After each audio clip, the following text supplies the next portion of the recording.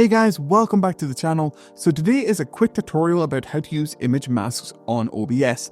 Now I've created a package that you can use either on the vertical plugin or your main canvas. So please feel free to download it for absolutely nothing at the link in the description down below. However, I can't tell you how to do this in this setup, so take it away, desk Colin, I'm gonna say.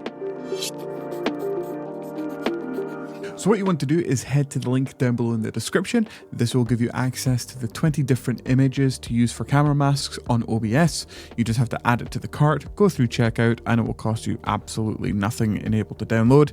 And just make sure you save it locally to your hard drive, somewhere that it's easily accessible to load up within OBS.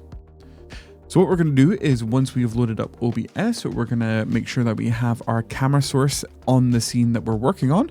So just want to add a new source and then go to video capture device. I currently have my virtual camera set up along with this as well, like this here. As you can see, obviously we're at 24 frames per second because I'm doing this alongside my other camera. Don't ask, it's how all the videos are done on this channel.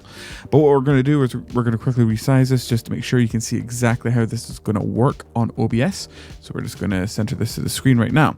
So once you have your camera, you want to then come over to your sources on the left hand side, then right click it, not left click, right click it, then click on filters, and then underneath effects filters we want to add a new item. So we're going to add an image mask and blend. You can rename that to whatever you want, and then afterwards we're just going to click on browse. This then, what we need to do is we need to find exactly where we have downloaded the camera masks from before, and I've got them already on my local hard drive. So we're going to select the horizontal ones, and all we need to do is just select any of these that we want. So for example, we want a circle. There we have it. We've got a circle right there. Easy as that.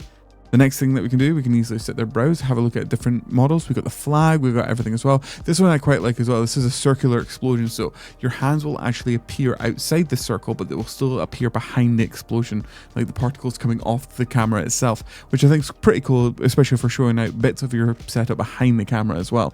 We've also got a couple of other ones as well, which obviously a little bit more aesthetically pleasing if you've got much more of a different kind of perspective setup as well.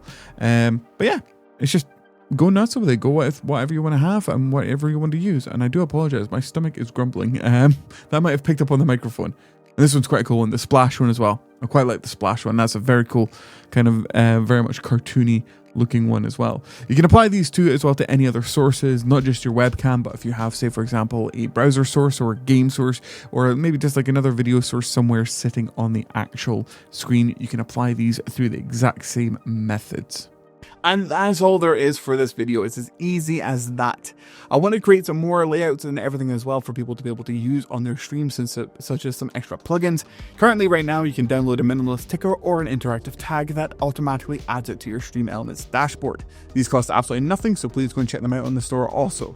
And if you want to see more things like this on this channel for Streamlabs to be able to use for layouts and widgets, please let me know and give me ideas down below what I can create for you. But until then, I'll catch you in the next one. I'll see you.